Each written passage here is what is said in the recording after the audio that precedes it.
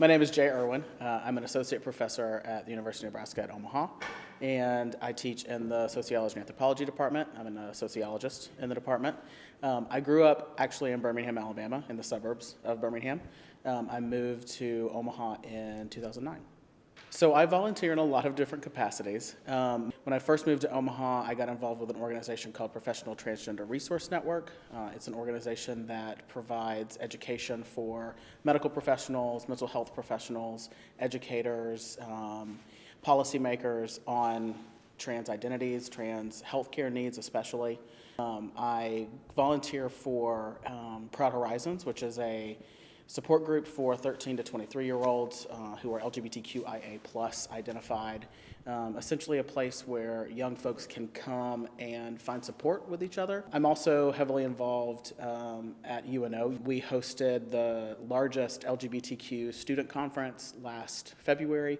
It doesn't feel like it was that long ago, but it was, which held about 3,000 students who came to Omaha. We had great speakers who came and really kind of tried to motivate these young folks to go and keep pushing for change in their local areas. So I decided to run for the Board of Education, mostly because as someone who sees students after they've gone through the primary and secondary education process, I kind of know what students need to have to be college ready. Actually, we just last year we revised our non-discrimination policy to specifically state that we do not discriminate on the basis of sexual orientation, gender identity, or gender expression.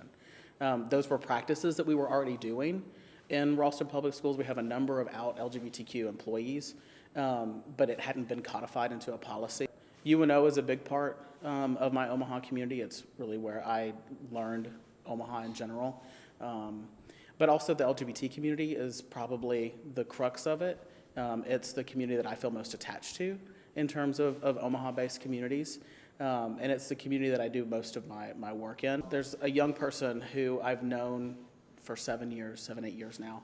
I met him first when he was 16. He was just coming out as trans. But now I know him as, a 24-year-old. So, 24, 25-year-old.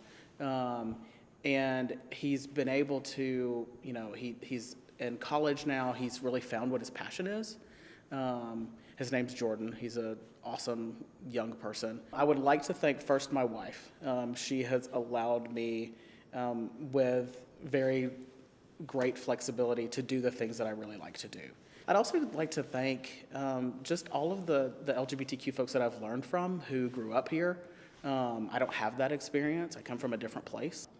I'd also thank all of the trans folks who have come before.